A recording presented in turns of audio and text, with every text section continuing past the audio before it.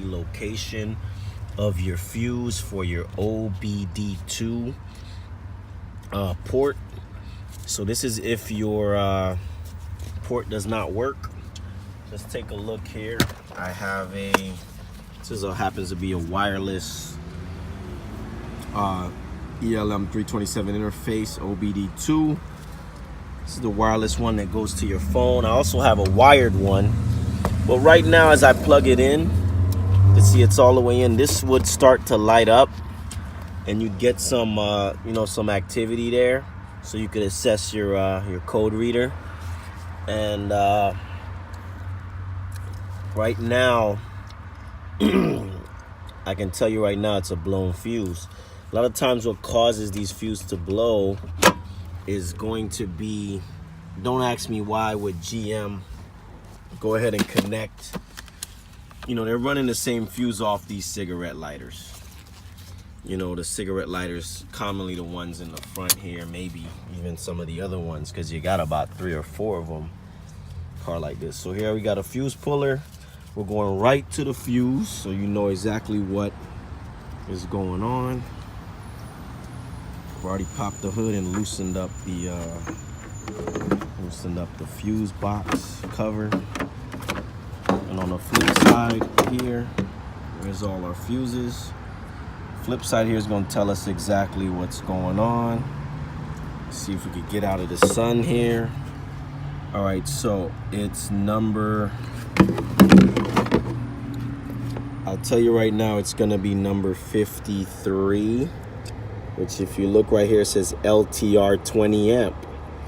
I'm going to check the positioning on this map, which it's right there next to, it's under 46, next to 52. And then you can see 69 and 70 is right to the left of it. We're going to go here. I already could see right here where it is.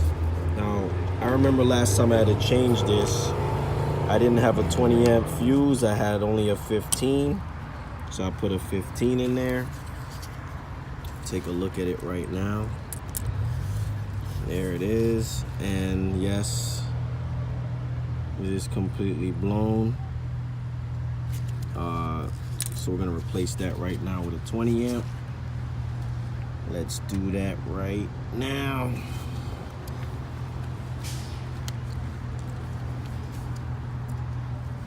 So remember, it's fuse number 53, it says LTR.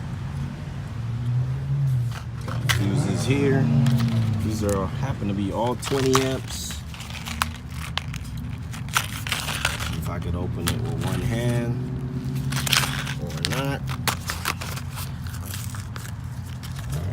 Let's get a 20 amp going. Let's do this quick. Whoa. There it goes. All right, got it back. I already saw it spark when I put it in. And I want to make sure I didn't blow it putting it in. And no, I did not.